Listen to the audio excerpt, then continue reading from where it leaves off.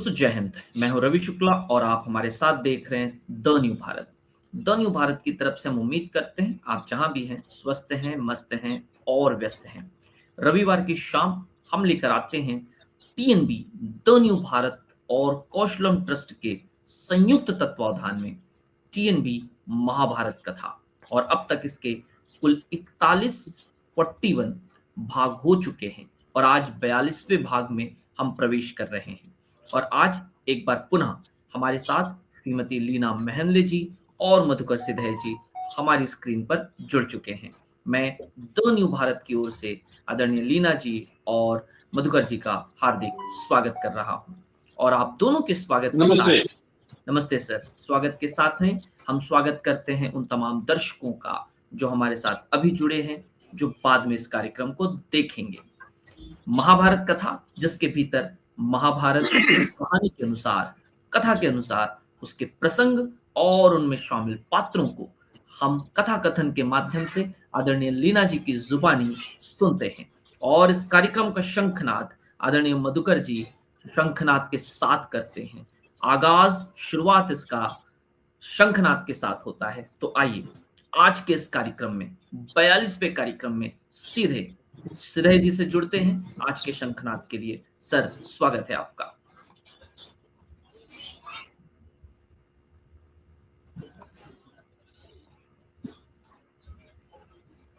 नमस्ते रवि जी। नमस्ते सर। हाँ, रवि जी और लीना जी और सभी श्रोताओं को मेरा नमस्ते। आज पहले प्रार्थना होंगी, बाद में शंखनाद होगा। और आज का श्लोक है, सवेरे हम जो श्लोक पढ़ते हैं, कराग्रे वसते लक्ष्मी करमध्ये सरस्वती करमूले तु गोविंदम प्रभाते करदर्शनम समुद्रवसने देवी पर्वतस्तन मंडले विष्णुपत्नी नमस्तुभ्यम पादस्पर्शम क्षमस्व मे। यही श्लोक हो जाएंगे। पहले प्रार्थना। शंखादौ चंद्र दैवत्यम कुक्षो वरुण देवता पृष्ठे प्रजापतिश्चैव अग्रे गंगा सरस्वती त्रैलोक्ये यानि तीर्थानि वासुदेवस्य चान्यया शंखे तिष्ठन्ति विप्रेन्द्र तस्मात् शंख प्रपूजेत् त्वं पुरा सागरोत्पन्नो विष्णुनां विधृतकरे नमितः सर्वदेवेश्च पांचजन्य नमोस्तुते। ओम पांचजन्याय विद्महे पावमानाय धीमहि तन्नः शंख प्रचोदयात्। ओम शंखाय नमः।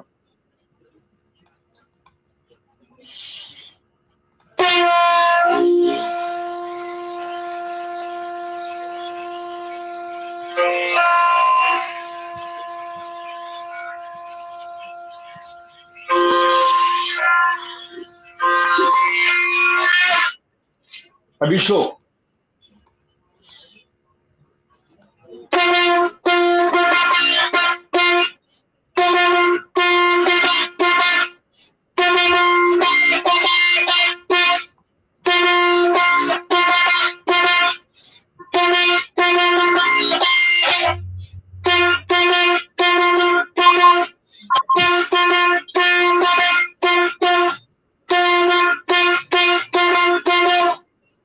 धन्यवाद।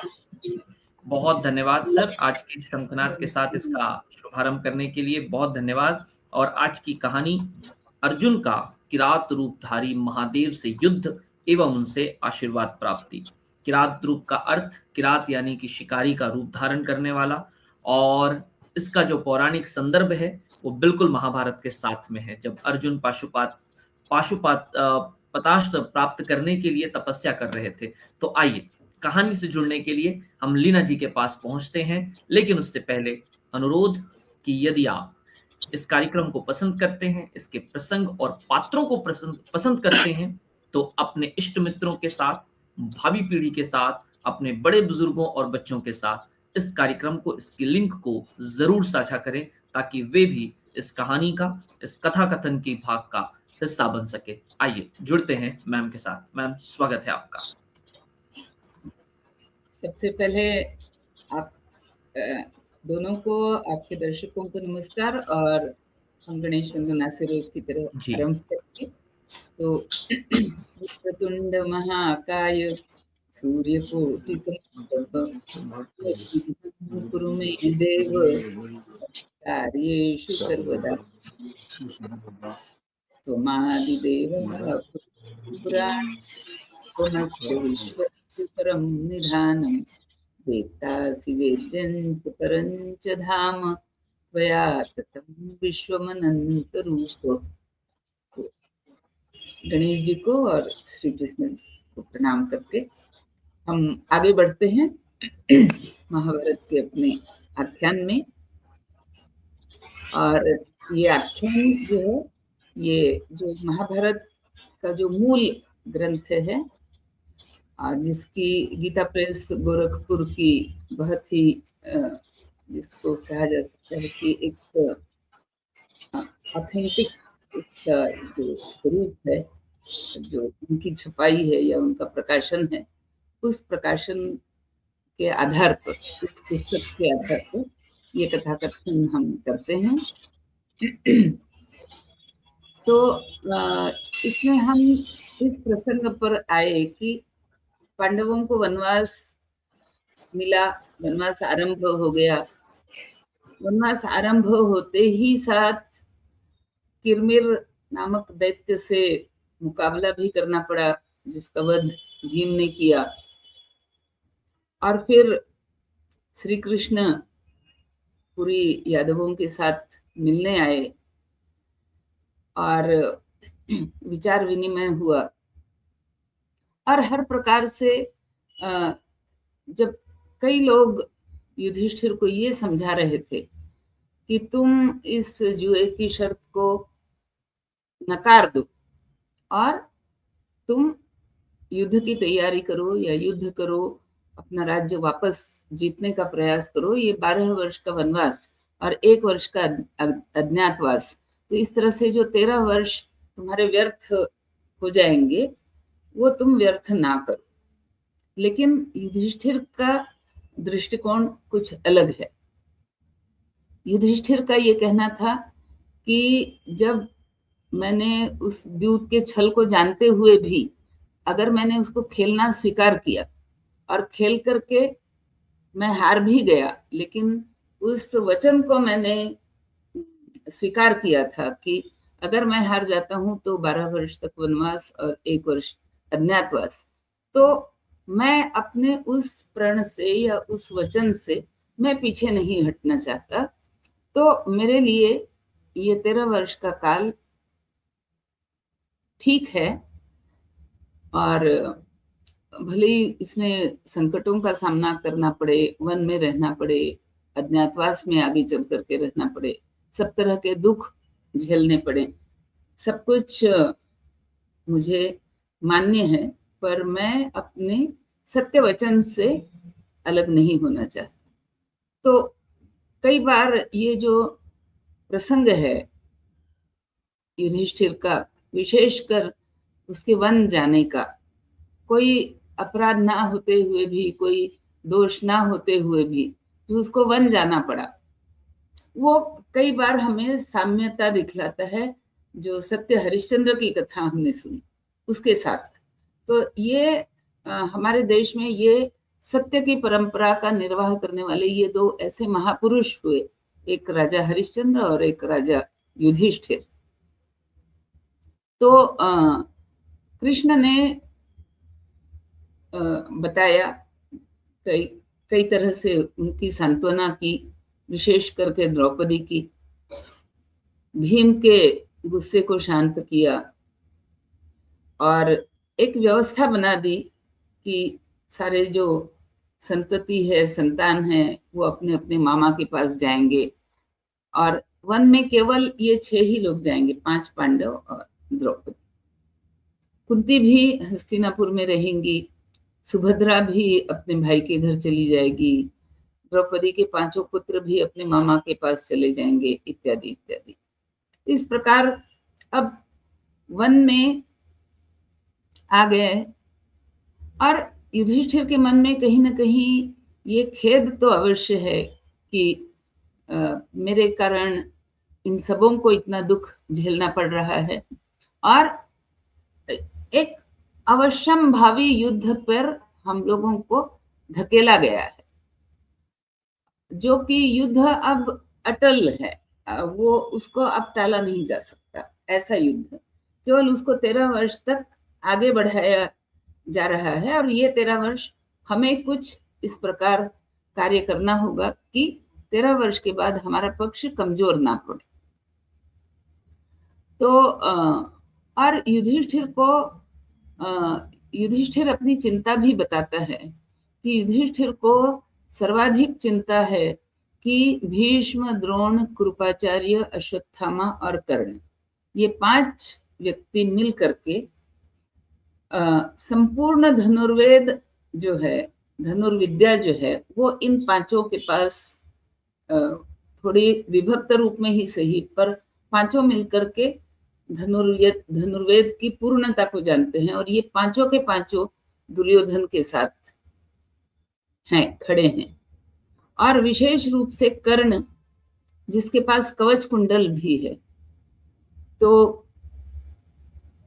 युधिष्ठिर, और जब द्रुपद राजा के साथ कौरवों ने पहले लड़ाई की गुरु दक्षिणा चुकाने के लिए, और उस लड़ाई में कर्ण भी उनके साथ था, लेकिन तब का कर्ण और आज का कर्ण, जब पांडवों को वनवास मिल रहा है, इन दोनों कर्णों में बहुत अंतर है।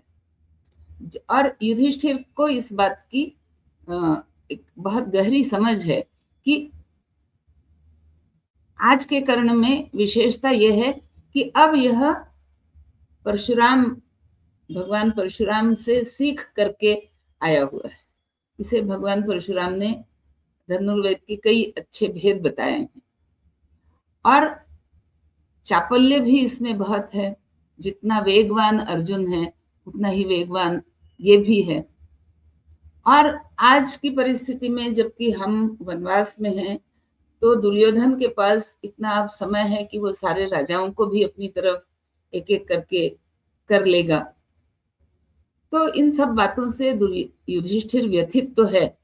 और भीम को समझाते हुए, जब भीम बहुत क्रोध में है, आवेश में है, तो उसको समझाते हुए युधिष्ठिर की ये चिंता प्रकट होती है। तो व्यास जी, जिन्हें अपने अंतर्ज्ञान से ये पता चलता है कि युधिष्ठिर बहुत व्यथित है, और एक तरह से इस घटना के बाद, या बल्कि इसके भी पहले, जब वारणावत में पांडवों को जलाने की प्रक्रिया, जलाने का प्रयास हुआ, तब से ये देखा जा सकता है कि व्यास जी की सहानुभूति कहिए या एक प्रकार से झुकाव पांडवों की तरफ हो गया।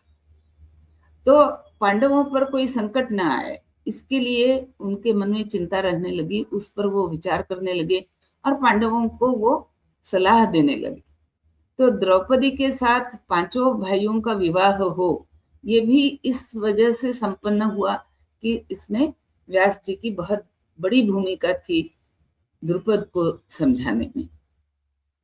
इसी प्रकार राजसूय यज्ञ जब हुआ, तो तब भी व्यास जी की भूमिका वहां पर भी हालांकि बहुत नहीं थी, लेकिन हाँ, जब भीष्म ने कहा कि अग्र पूजा में कृष्ण को पहले अग्र पूजा का मान मिलना चाहिए, तो कई लोगों ने ये सवाल उठाया था कि स्वयं जब महर्षि व्यास यहाँ हैं, जो कि महर्षि तो हैं ही, पर साथ साथ युधिष्ठिर वो तुम्हारे प्रपितामह भी हैं, तो उनके होते हुए कृष्ण को क्यों अग्र पूजा? लेकिन उस समय भी व्यास जी ने भी इसी बात का सम्मान किया था और युधिष्ठिर से कहा था कि नहीं, ये जो भीष्म की सलाह है वही सही सलाह है। तो इस प्रकार हम देखते हैं। तो इस समय भी जब युधिष्ठिर बहुत व्यथित हुए और एक तरह से एक अपना मतलब अपना एक जो एक सतर्कता है, एक सोच है कि क्या ये हम 100% कह सकते हैं कि अगर कर्ण और अर्जुन का युद्ध हुआ तो अर्जुन ही जीतेगा, या इसकी भी थोड़ी संभावना है कि कर्ण जीतेगा, और अगर वो संभावना सही होती है तो फिर युद्ध का आगे क्या फल होगा। तो ये चिंता है युधिष्ठिर के मन में। इसको भाप करके व्यास जी वहां पहुंचते हैं और वो युधिष्ठिर को आश्वासन देते हैं कि तुम्हारी जो तपस्या है, ये जो 12 वर्ष की होने वाली है, ये व्यर्थ नहीं होगी। और वो कहते हैं कि अब अर्जुन को अधिक तैयारी की आवश्यकता है। तो जैसे कर्ण ने भगवान परशुराम के पास जाकर के विद्या सीखी, धनुर्वेद को, अपनी धनुर्विद्या को उसने अधिक प्रभावी बनाया और परशुराम से उसे दिव्यास्त्रों की भी प्राप्ति हुई, तो अर्जुन को भी अब जितने भी उसे दिव्यास्त्र का ज्ञान मिला है द्रोणाचार्य के सानिध्य के कारण, उससे भी अधिक दिव्यास्त्रों की अब अर्जुन को आवश्यकता है। तो इसलिए व्यास जी ने युधिष्ठिर को एक विद्या सिखाई जिसका नाम है प्रतिस्मृति विद्या। और ये कहा, यहाँ पर मतलब ये प्रसंग मैं पिछली बार भी कह चुकी हूँ, इस बार दोहराना भी चाहती हूँ। युधिष्ठिर के चरित्र की ऐसी कई छोटी छोटी बातें हैं जो उसके चरित्र को बहुत महान बनाती है।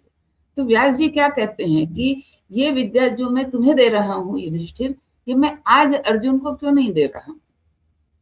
तो तुम्हारी जैसी तपस्या है, तुम्हारी जैसी सिद्धता है, तुम्हारी जैसी मन की जो तुम्हारी अवस्था है, उस अवस्था में तुम्हारे लिए इस विद्या को ग्रहण करना किसी भी क्षण तुम इसके लिए पात्र हो।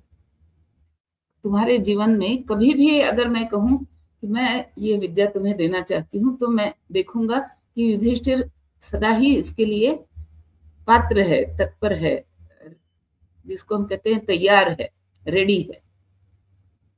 लेकिन अर्जुन इस समय इस विद्या को ग्रहण करने के लिए पात्र नहीं है। तो तुम इस विद्या को ग्रहण करो, तुम इस विद्या का अनुष्ठान करो, तुम इस विद्या को पूरी तरह से आत्मसात करो और फिर उचित समय देख करके अर्जुन को भी तुम ये विद्या सिखाना, जब अर्जुन भी उस तरह की पात्रता को स्वीकार मतलब पा जाए, और अर्जुन को मार्गदर्शन तुम करते रहना ताकि वो इसके लिए पात्र हो जाए। तो इस प्रकार व्यास जी से युधिष्ठिर, और फिर युधिष्ठिर ने जैसे जैसे अर्जुन को बताया कि तुम ये करो ताकि तुम्हारी चित्त की और देह की और चित्त की और मन की शुद्धता जो है वो अधिक निखरे, और तब इस प्रतिस्मृति विद्या को मैं तुम्हें दे पाऊंगा। तो इस प्रकार जब अर्जुन तैयार हो गया तो युधिष्ठिर ने उसे वह प्रतिस्मृति विद्या सिखाई या प्रदान की कह सकते हैं, और उससे कहा कि ये व्यास जी भी कह करके गए हैं और मैं भी बड़ा भाई होने के नाते तुमसे कह रहा हूँ कि ये विद्या तुम्हारे पास जब तक रहेगी, तो इस विद्या का फल क्या है कि तुम्हें जो भी कोई नई बात कोई समझाने का या सिखाने का प्रयास करेगा तो तुम उसे तत्काल ग्रहण कर सकोगे। ये इस विद्या का प्रभाव है। तो अब तुम इंद्र के पास जाओ और देवताओं के जो दिव्यास्त्र हैं वो तुम उनसे ग्रहण करके तुम आओ, और इस कार्य के लिए तुम्हें बहुत कष्ट सहने पड़ेंगे, पर फिर भी तुम्हें अकेले ही जाना पड़ेगा। तो तुम अपना धनुष, अपने तीर, अपना तूणीर, अपने दूसरे जो भी शस्त्र हैं वो सारे लेकर के पूरी तरह से इस तरह से तैयार होके जाओ कि तुम्हें वन में कोई पशु तुम्हारा कोई घात ना कर दे, कोई राक्षस तुम्हारी हानि ना कर दे, कोई दूसरे अन्य लोग तुम्हारी कोई हानि ना करें। इस प्रकार अपने जाते हुए चलना और इंद्र को प्रसन्न करके उनसे दिव्यास्त्रों की प्राप्ति करो।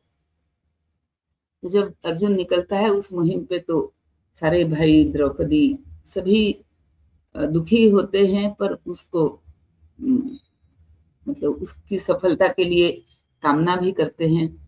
और अर्जुन निकलता है और वर्णन है कि वह हिमालय पर्वत को लांघ करके, मतलब उसके उस पार जा करके, जैसे भारत में अगर हम रहते हैं तो हमें भारत में हिमालय की इधर वाली जो साइड है वो दिखती है, पर उसके पीछे जो दूसरी साइड है तो अर्जुन वहां उसके पिछले साइड में भी जाता है, वहां पर गंधमादन पर्वत है, उसको भी अर्जुन लांघ करके और आगे और अधिक उत्तर दिशा में हो जाता है।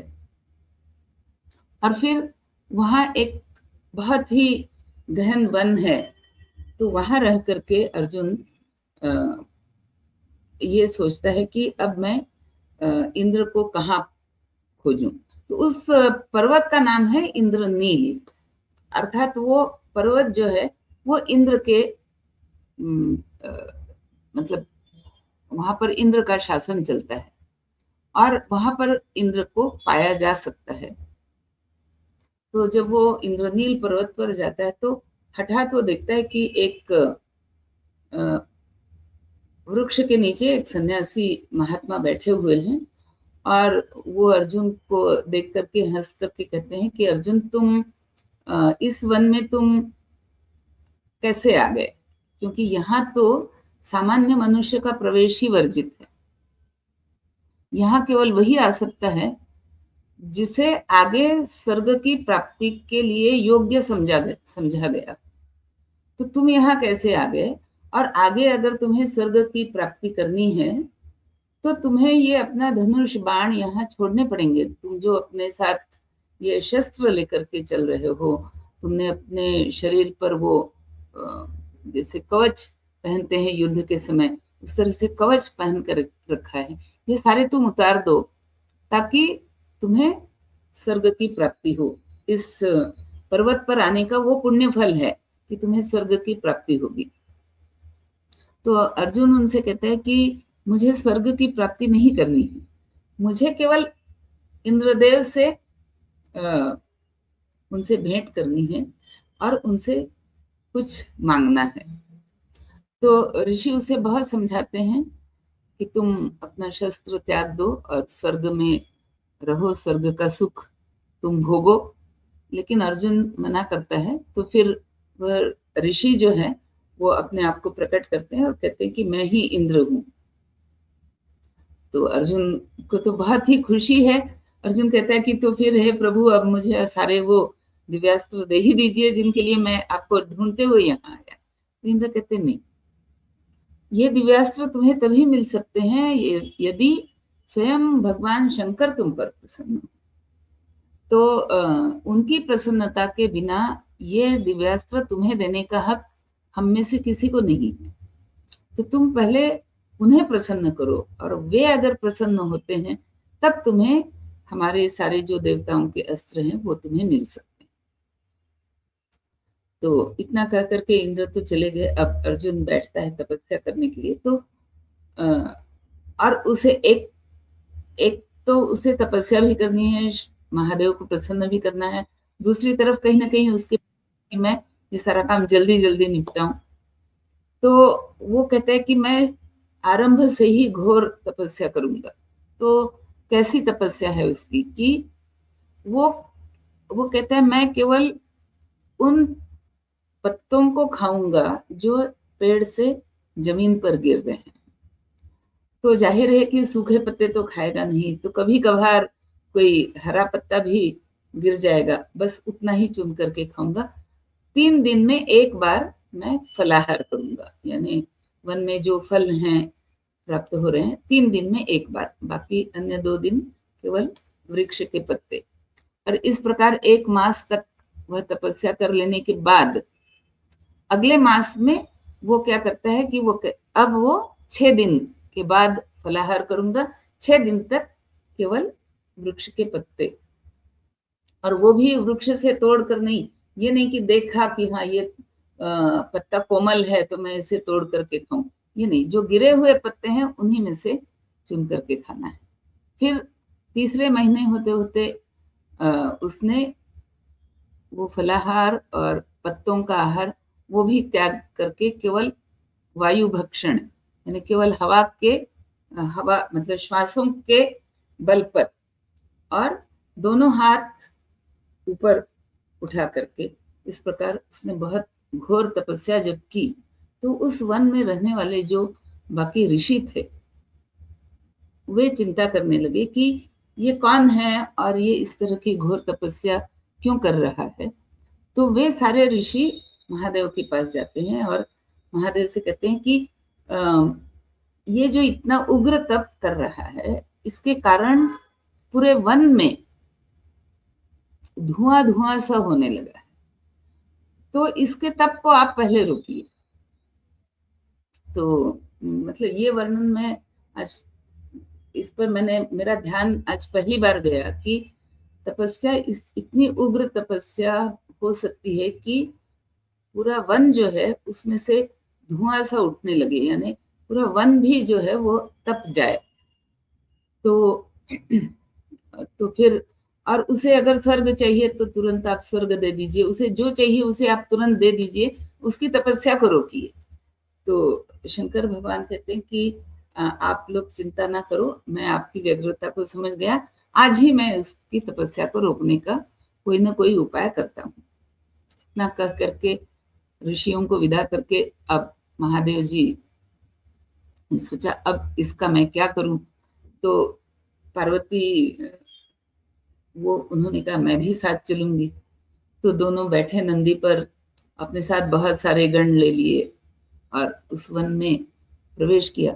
जैसे ही उस वन में महादेव जी ने प्रवेश किया, पूरा वन जो है वो निस्तब्ध हो गया, सारी आवाजें, कोलाहल, सब कुछ शांत।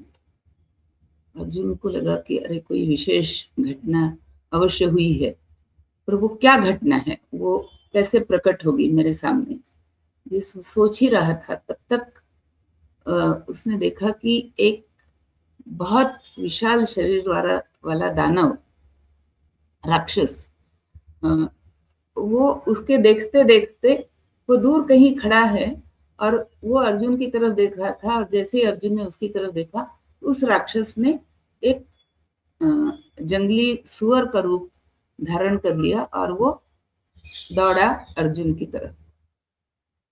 तो अब अर्जुन को समझ में आया, अरे ये तो मेरे ऊपर ही आक्रमण कर रहा है। तो अर्जुन ने तत्काल अपना धनुष बाण निकाला और उस पर बाण छोड़ दिए। तो जैसे ही अर्जुन ने बाण छोड़ा, तभी उसने देखा कि सामने एक और किरात यानी भील जो होते हैं जंगलों में, और वे भी बड़े अच्छे धनुर्धर होते हैं। तो एक भील यहाँ पर खड़ा है और उसने भी उसी समय बाण मार दिया, और तो उस जंगली सुअर को 2 बाण लगे, एक तो अर्जुन का और एक उस भील का। और अब अर्जुन ने पूछा तुम कौन हो? और ये भील ने पहले कहा तुम कौन हो, इस जंगल में क्या कर रहे हो? इस जंगल में तो हम लोग रहते हैं, हमारे जैसे लोग रहते हैं, और इस सुअर पर मैं बहुत देर से निगाह रखे हुए था और इसकी शिकार करने के लिए मैंने इस पे बाण चलाए, तो उसी समय तुमने भी इस पर बाण क्यों चलाया? तो इस तरह से उस भील ने झगड़ा आरंभ किया। तो अर्जुन ने कहा कि तुम क्यों कह रहे हो कि तुमने इस सुअर को लक्ष्य बनाया था? ये सुअर तो मेरे ऊपर झपट रहा था, और ये सुअर भी नहीं था, एक दैत्य था, क्योंकि जब वो सुअर जब मर गया दोनों के बाणों से, तो वो फिर से अपने दैत्य के आकार में वो प्रकट हो गया। तो अर्जुन ने कहा कि ये दैत्य है, इसने सुअर के रूप में स्वयं को बदला और दौड़ करके वो बड़े वेग से मेरे ऊपर प्रहार करने के लिए आ रहा था, और मैंने वो प्रहार करने आ रहा था तो मैंने बाण मार दिया। तो इसको मारना तो मेरा कर्तव्य था और मैंने उसे मारा भी है, तो इसको मारने का श्रेय मेरा है। किरात ने कहा नहीं, इसको मारने का श्रेय मेरा है, और चूंकि मैंने इसको अपना लक्ष्य पहले से बनाया हुआ था, मेरे मन में पहले से था कि मुझे इसको मारना है, और तुमने इस पर बाण चला दिए तो मेरा अपमान हो गया। तो अब इसका परिमार्जन एक ही है कि अब तुम मेरे साथ युद्ध करो, और अब मैं तुम्हें अपने बाणों से घायल करता हूँ, और तुमने जो ये कृत्य किया है, मेरे लक्ष्य पर तुमने बाण चला है, ये जो तुम्हारी उद्धतता है, इसका तुम्हें दंड अवश्य मिलेगा। तो इस प्रकार युद्ध आरंभ होता है दोनों के बीच। अब अर्जुन के पास गांडीव धनुष है, अर्जुन के पास वो है जिसमें बाणों का कभी भी क्षय नहीं होता है, तो वो अक्षय भाता है, अक्षय तुणीर है, और उसके बाण कभी समाप्त नहीं होते। लेकिन होता क्या है, जब जैसे अर्जुन वेग से बाण चला रहा है, वो देखता है कि वे बाण इस भील के शरीर के पास आकर के वे निष्प्रभ हो जाते हैं, और हालांकि वो उस भील के शरीर का स्पर्श भी करते हैं, लेकिन भील को कोई उससे जख्म हो, चोट पहुंचे, ऐसा कुछ भी नहीं हो रहा है। और उधर भील भी बाण चला रहा है, तो अर्जुन को भील के बाणों को भी काटना है, भील पे बाण भी छोड़ने हैं। और अचानक अर्जुन देखता है कि उसका अक्षय भाता होते हुए भी उसके बाण समाप्त।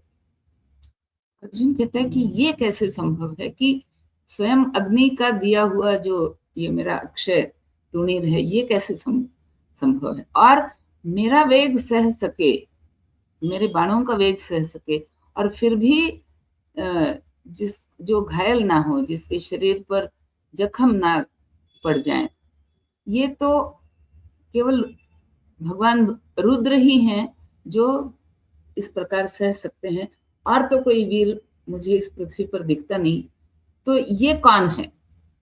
इस प्रकार अर्जुन सोच रहा है, लेकिन उसके बाण तो समाप्त हो गए। तो वो क्या करता है कि अपना धनुष जो है, वो धनुष ही उस भील की तरफ बढ़ाता है, और उसका बड़ा विशाल धनुष्य है। गांडीव धनुष का वर्णन जो है, वो अर्जुन से भी 1.5 गुना लंबा धनुष है। तो उस धनुष के नोक में वो फंसा करके भील को अपनी तरफ खींचता है। तो तब तक वो देखता है कि भील जो है, उसने दोनों हाथों से धनुष को पकड़ लिया, और एक तरह से वो धनुष जो है वो भील के शरीर में ही एक प्रकार से समा गया।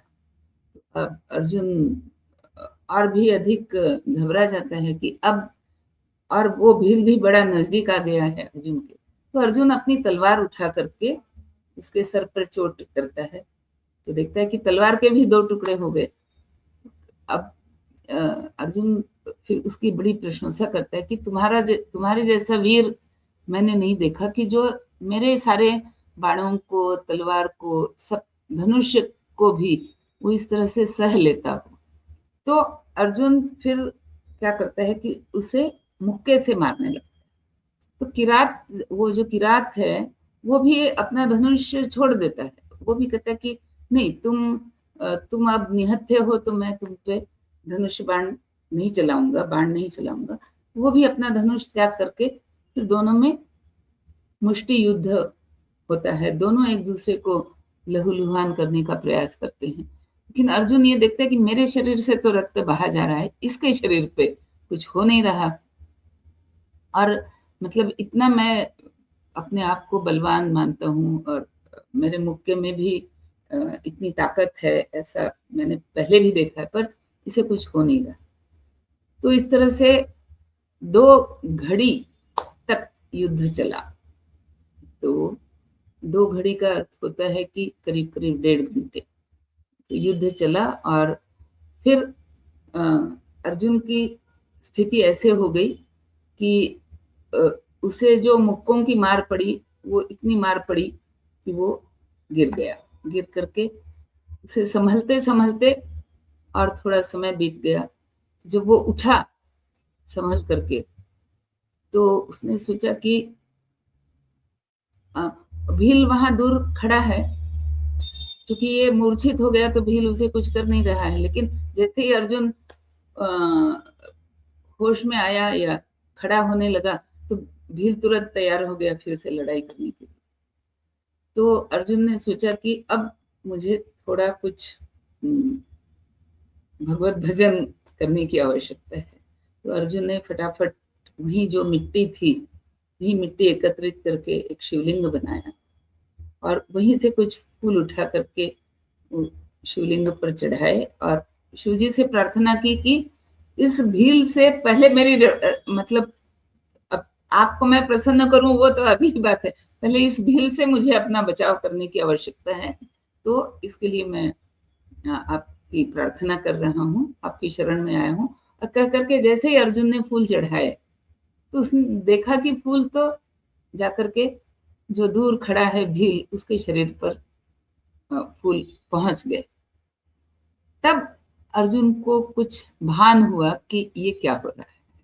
तो फिर उसने किरात को प्रणाम किया और कहा कि अब मुझे जो मेरे मन में भाव उठ रहा था बार बार कि रुद्रदेव के बगैर दूसरा कोई मेरे बाणों को सह नहीं सकता है, और जो मेरे बाणों को भी लील ले, जो मेरे अक्षय तूणीर को भी लील ले, जो मेरे धनुष को भी लील ले, तो मुझे पहले ही आपको पहचान लेना चाहिए था, पर मेरी गलती हो गई। मैंने आप पर मुष्टि युद्ध भी किया, लेकिन तब जो भील है वो अपने स्वरूप में आ गए भगवान शिव।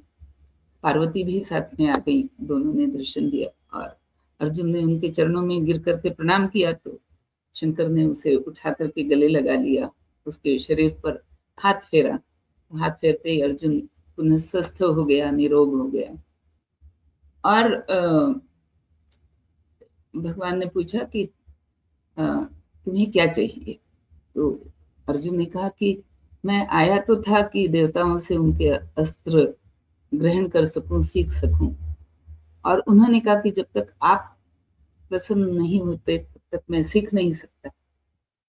लेकिन अब जब आप सामने आ ही गए हैं तो मैं आपसे ही आपका जो पाशुपात अस्त्र है वही मैं मतलब मांगना चाहता हूँ। तो शिव जी ने उसे आशीर्वाद दिया कि हाँ, तुम इसके लायक हो, इसके योग्य हो, सुपात्र हो, और मैं तुम्हें ये पाशुपात अस्त्र देता हूँ कि संसार का कोई भी कितना भी बड़ा योद्धा क्यों न हो, पर इसके सामने कोई नहीं टिक सकता, ना देवता, न राक्षस, न मनुष्य, कोई नहीं टिक सकता। तो और इसका नियम भी याद रखना है कि निर्बल पर नहीं चलाना है, निशस्त्र व्यक्ति पर नहीं चलाना है। जब तक सामने ऐसा योद्धा ना हो जिसके कारण तुम्हारे प्राणों पर संकट आ सकता है, इतना बड़ा जो योद्धा हो, तो तुम्हारे तुल्य बल हो, तभी इसको चलाना है, इत्यादि इत्यादि जो भी नियम है। और सभी अस्त्रों के विषय में ये ग्रंथों में हमारे वर्णन आता है कि उन अस्त्रों को उसके रहस्य, उसका मंत्र, उसका रहस्य और उसके उपसंहार के साथ सिखाया। तो अस्त्र का निवारण कर पाना ये भी आवश्यक होता है। अस्त्र चला दिया और उसको रोक नहीं सकते, ऐसा नहीं होना चाहिए। तो उपसंहार के साथ, यानी अगर ये अस्त्र चल भी गया तो भी उसे वापस बुलाया जा सके, उसे उसको जो भी काम करने के लिए कहा गया उसे बीच में रोका जा सके, इसकी भी आवश्यकता है।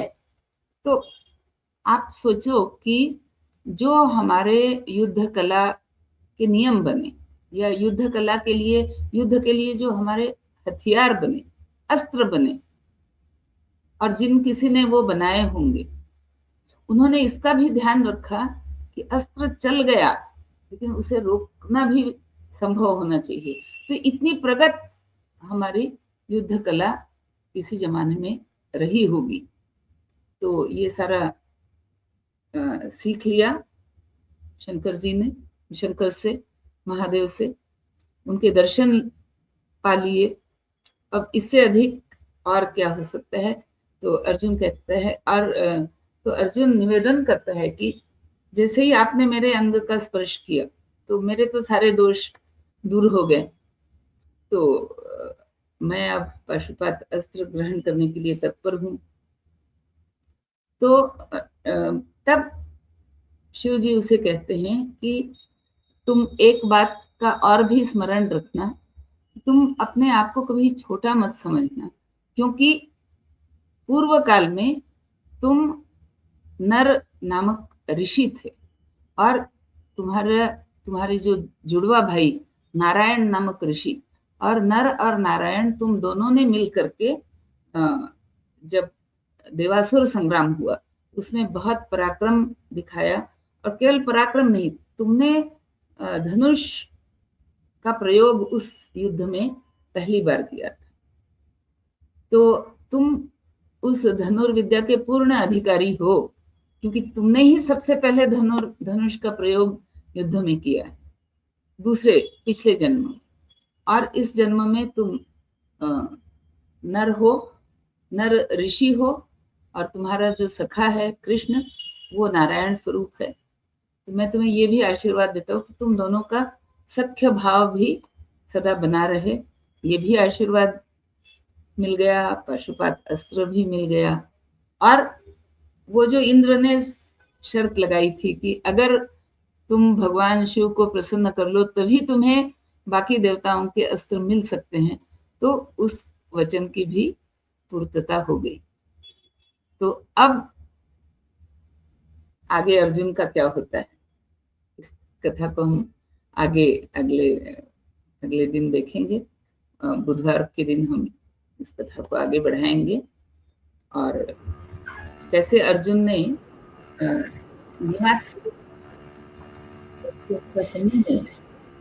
जिन्हें वर है कि उन्हें देवता पराजित नहीं, तो